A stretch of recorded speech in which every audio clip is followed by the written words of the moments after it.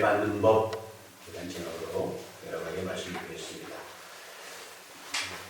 하나님께서는 오늘 지금은 은혜 받을 만한 때다라고 얘기하고 있습니다. 내일이 아니고 어저께도 아니고 오늘 이 시간 지금 바로 은혜 받을 만한 때다라고 얘기하고 있습니다. 에베소서에서 보면 이런 말씀도 있습니다. 우리 성령의 충만함을 받으라. 우리는 그런 면에서 은혜를 받았으니까 만약에 은혜를 받지 못했다면 은혜를 많이 받으시기 바랍니다.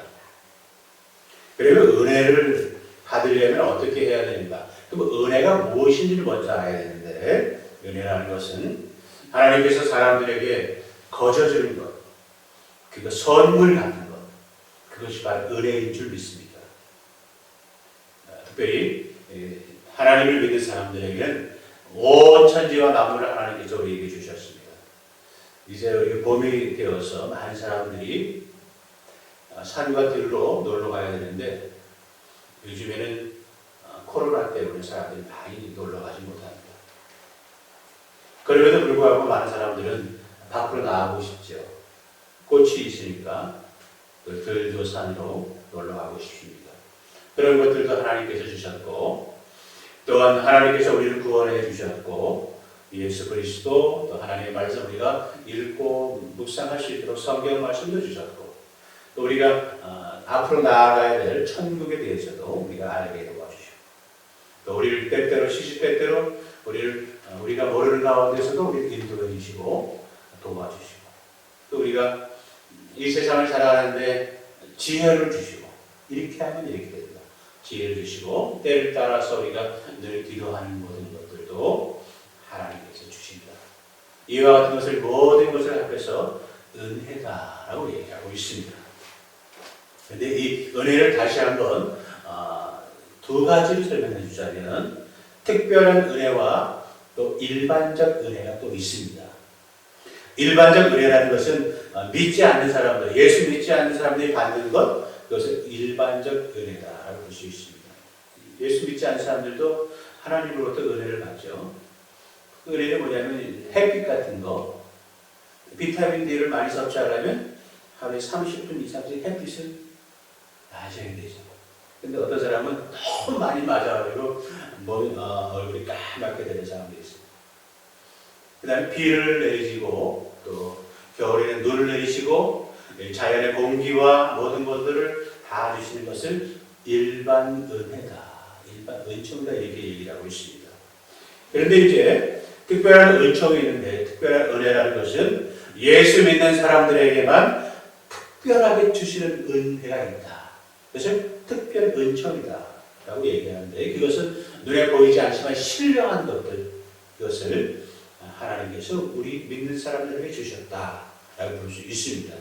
그래서 일반 은총은 예수님께서 말씀하셨듯이 무엇을 먹을까, 무엇을 입을까, 무엇을 마실까 너희를 염려하지 말라라고 얘기했는데, 일반적인 것은 다 그런 것을 얘기하고 있죠. 무엇을 먹을까, 무엇을 입을까, 무엇을 마실까. 그러나 우리는 그 차원을 넘어서서 신령한 복이 우리에게 있게 된다라고 볼 수 있습니다. 신령한 복이라는 것은 우리가 하나님의 말씀을 읽고 들으면 깨닫게 된다라고 볼 수 있어요. 일반적인 사람들은 하나님의 말씀을 이렇게 들려있으면 무슨 생각이 드냐면 딴 생각을 하고 있죠. 왜? 깨닫지 못하니까. 알지를 못해요. 하나님의 나라에서 얘기하고 지옥에 대해서 얘기를 하면 뭐라고 얘기하냐면 그런 게 어디 있어? 라고 얘기해요. 그런 게 어디 있어? 그 사람들은 이해를 하지 못합니다. 그래서 이 하나님의 은혜를 받은 사람들은, 신령한 복을 받은 사람들은 그것에 대해서 우리가 깨달은 마음이 있어요. 그렇기 때문에 우리가 하나님의 말씀을 읽고 또 영생을 갖게 되고 구원을 받게 된다라고 볼 수가 있습니다. 그래서 우리가 부족하지만 우리가 하나님을 모시고 사는 생활을 하게 되는데, 그것은 뭐라고 얘기하냐면 신앙생활이다라고 볼 수 있습니다. 그래서 우리는 열심히 찬송하고 또 기도하고 아멘 또 이런 말을 하게 되는 것이죠. 왜 그러냐면 우리가 하나님과 가까이 있는 생활을 하게 되는 그렇습니다. 이것은 바로 우리가 은혜를 받는 생활이에요. 근데 은혜라는 것은 우리가 더 많이 받으면 좋을 줄로 믿습니다.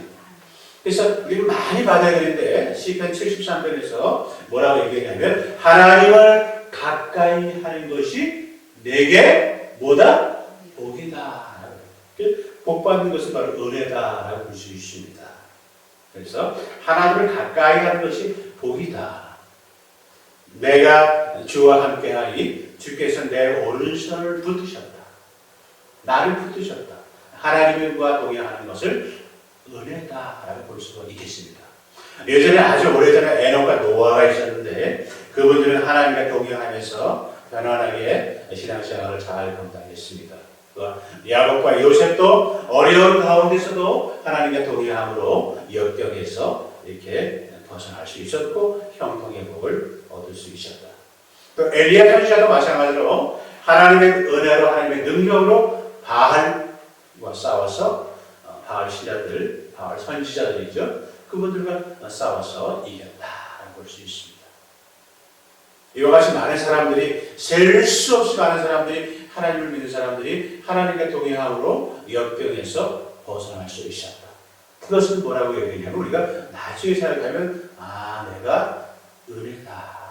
옛날 생각하니까 내가 얼마나 고생을 해왔는지 또 얼마나 시련을 겪었는지 이것을 알게 된다는 것입니다. 근데 생각해보니까 다 은혜다라고 볼 수가 있겠습니다.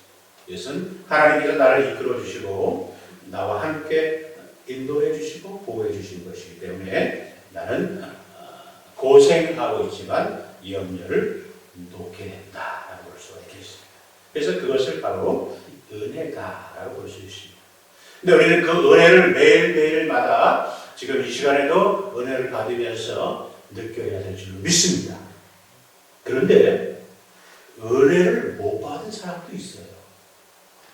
그것이 언제냐면 우리는 이방인들인데 구약시대 때는 유대인들만, 선민들만, 하나님 백성들만 은혜 받을 그런 것이 있었는데 우리들이 끝까지는 은혜가 오지 않았습니다. 그래서 하나님께서 때를 정해주시고 구원하시기로 했었는데 그때가 바로 이방인의 때가 이방인들이 은혜를 받을 때가 언제부터냐면 오순절 마가에 달았던 그때부터 이방인들에게도 은혜를 주시기 시작했다라고 볼 수가 있겠습니다. 그래서 이제 그 전에는 복음이 자꾸 전파되었는데 핍박이 심하다 보니까 많은 사람들이 복음을 받아들이지 못했어요. 그리고 알지 못했다. 왜냐하면 각 나라가 복음이 들어오지 못하게 막았다는 것입니다. 그래서 많은 사람들이 은혜 받기가 힘들었다, 어려웠다라고 볼 수 있습니다. 그래서 우리나라도 복음을 금방 받아들여서 복음 안에 살았으면 좋겠는데 처음에는 복음이 들어오자 복음을 막았다는 것입니다. 근데 시간이 지나면서 복음이 선지자들 그리고 복음 사역자들이 죽음을 무릅쓰고서 복음을 전하게 됐거든요. 그 사람은 왜 그러냐? 바로 은혜를 받았기 때문에. 내가 깨달은 은혜가 있기 때문에 내가 죽음을 무릅쓰고 복음을 이 사람들에게 전하게 되었다는 것입니다. 왜? 이 사람들도 나와 같이 복음의 은혜를 받기를 원하기 때문에 그렇다. 많은 사람들이 은혜 받기를 원하기 때문에 내가 죽을지언정 이 사람들에게 은혜를 받기를 원한다 볼 수 있습니다. 그래서 우리는 지금은 참 행복한 시대다 볼 수 있습니다. 우리는 정말 은혜 받을 때 이때 살고 있다 볼 수 있겠습니다. 그래서 지금은 항상 우리가 은혜 받을 준비만 하고 있으면 은혜를 마음껏 받을 수 있다라고 볼 수 있습니다. 그러면 은혜 받을 만한 준비를 되어 있습니까? 우리는 은혜 받을 그런 방법에 대해서 우리는 생각해 봐야 되는데 은혜 받은 방법이 뭐냐면 첫 번째로 우리는 사모하는 마음과 결심이 있어요. 내 은혜를 받아야 되겠다. 내가 은혜를 사모한다. 내가 하나님의 말씀을 가지고 있겠다. 또 소원이 있겠다. 비전이 있다. 이것을 우리가 늘 생각해야 된다는 사실입니다. 갈망하는 사람들에게 주신다. 시편에서 보면 사모하고 갈망하는 사람들에게 은혜를 준다라고 얘기하고 있습니다. 또한 마태복음에서 보면 예수님께서 우리에게 구하라, 찾으라, 두드리라. 그러면 우리에게 주신다라고 얘기하고 있습니다. 이것을 볼 때 우리는 무엇을 알 수 있냐면 은혜받은 방법이라는 것은 우리가 은혜를 사모해야지 하나님께서 주신다라고 볼 수 있습니다. 그래서 하나님 아버지께서는 은혜를 지금 많이 가지고 있어요. 선물 같은 것입니다. 선물을 지금 많이 마련해 놓고 있는데 선물을 오늘 누구에게 줄까? 이 사람에게 줄까? 저 사람에게 줄까? 생각하고 있는데 받을 사람은 생각을 안 하고 있어요. 선물을 안 받으려고 하고 있어요.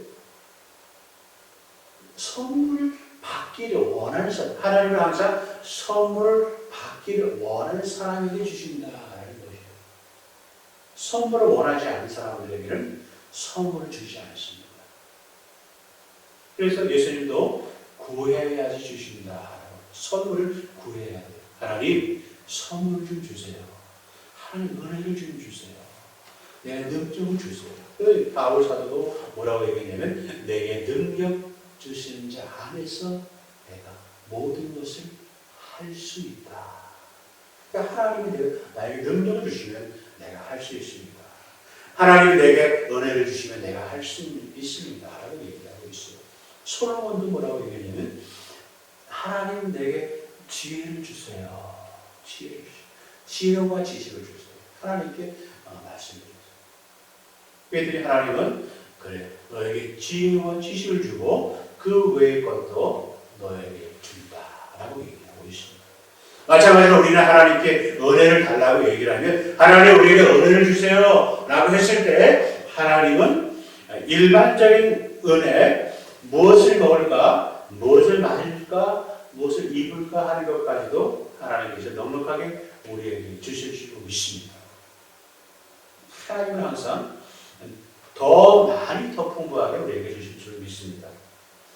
그러려면 우리는 은혜 받을 방법에 대해서 두 번째 말씀드리겠는데 그것은 뭐냐면 우리가 하나님의 말씀 가운데 은혜 받는 방법이 있어요.